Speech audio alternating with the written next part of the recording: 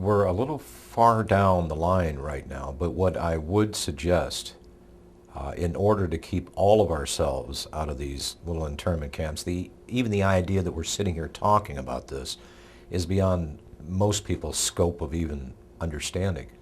But I would say until we got to a point in this country of martial law or internment camps or whatever, that we once again seek out the roots that made this country so great and so enviable in recorded history, that we go back to our founding documents, and that we start to eliminate that which is not constitutional, up to including money and taxes. If we had an honest money system in this country, we wouldn't have the national debt that we have right now.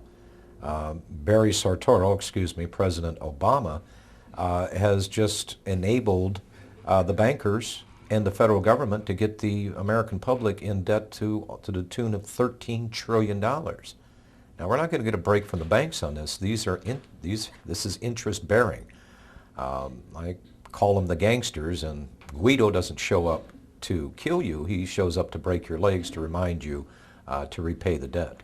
This is one of the quickest ways that we could find our way back to our constitutional roots is by getting rid of the privately owned corporation, the Federal Reserve, getting rid of the surety for the repayment to these bankers called the IRS.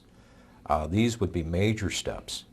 And people to get energized once again. There's a lot of confusion, there's a lot of fear out there right now. But there is the solution to this, and it is people's involvement.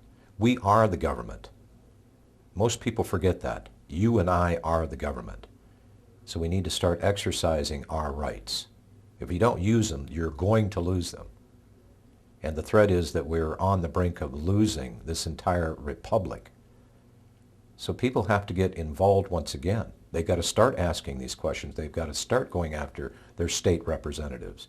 They've got to start communicating with other people. They've got to start educating themselves and bringing them up to speed. Being an American, you have a duty and an obligation to live in such a great country such as this. There is, from time to time, a little work to do. I know that's a four-letter word that most people don't like to hear. But by duty and obligation, not only to ourselves, but the subsequent generations yet to come, it is our duty. So I would suggest that we start there, going back to the Constitution. Get more people involved, get more people educated, and I think we can do this nonviolently. If we do not,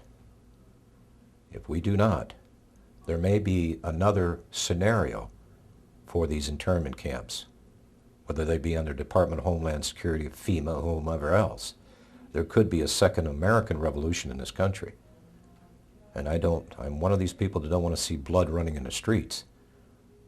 But many people have the opinion that that's the only way that this nation is going to be restored to its greatness. And that's another reason why these FEMA camps are being considered. This is a test of the emergency warning system. In the event of a real emergency, this system would be activated to provide you with the necessary information.